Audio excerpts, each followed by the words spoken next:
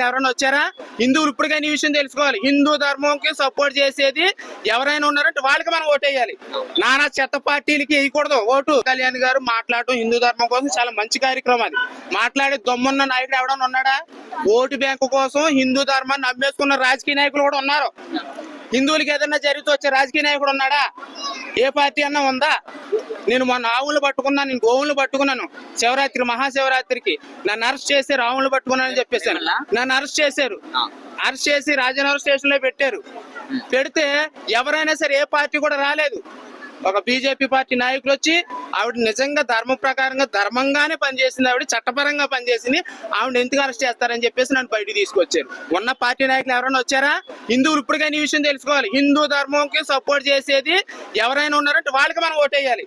నానా చెత్త పార్టీలకి వేయకూడదు ఓటు. ప్రతి ఒక్కడు వస్తాడు ఓటేసామని, అందరికి వేసేయకూడదు. అది జై శ్రీరామ్ అన్నప్పుడు మనం ఓటేయాలి. మన ధర్మానికి సపోర్ట్ చేసినప్పుడు ఓటేయాలి. నేనైతే అలాగే వేస్తాను. నేను మరి సెక్యులర్ కుక్కలు ఏం చేస్తారు నాకు తెలియదు. అన్ని మతాలు సెక్యులర్ సమానం అనే సెక్యులర్ గాడికి ఇదే చెప్తున్నాను. మన ధర్మం బ్రతుకుంటే నువ్వు, నీ ఇల్లు, నీ సంసారం, నీ కుటుంబం, నీ దేశం, నీ రాష్ట్రం, నీ ఊరు, నీ గ్రామం బాగుంటది.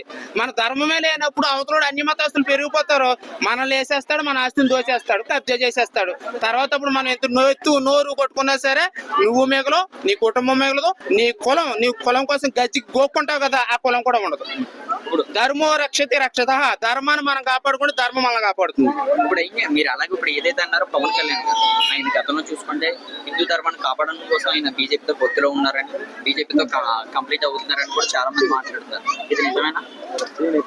బీజేపీలో ఉన్నారు పవన్ కళ్యాణ్ గారు, హిందువులకు మద్దతుగా ఉన్నారు అని అంటే అది ధర్మం నాశనం అయిపోతుంది కాబట్టి సపోర్ట్ చేస్తారు. అలాగే బీజేపీ పార్టీ ఏ మతాలకి వ్యతిరేకం కాదు, అన్ని మతాలను గౌరవిస్తుంది. కావాలని బీజేపీ ప్రభుత్వం తొక్కేయాలి, దేశం డెవలప్మెంట్ అవుతుంది, వాళ్ళ మత మార్పిడికి గురి అవ్వకుండా చేస్తున్నారని చెప్పేసి అని బీజేపీ పార్టీ మీద బురద జల్లుతున్నారు. దేశం డెవలప్మెంట్ అయ్యింది అనుకో, దేశం డెవలప్మెంట్ అయితే అప్పుడు మనం ఏం చేస్తాం, మత మార్పులు చేయడానికి అవకాశం అవ్వదు. అదే దేశం నాశనం అయిపోయి మత కల్లోహలో జరిగేసి డెవలప్మెంట్ లేదనుకో, మత మార్పులు చేయడానికి బాగా అవకాశం దొరుకుతుంది. అంతే కాబట్టి ఎప్పుడైనా సరే మన బీజేపీ పార్టీ మీద ఖచ్చితంగా బురద జల్లుతారు ఖచ్చితంగా.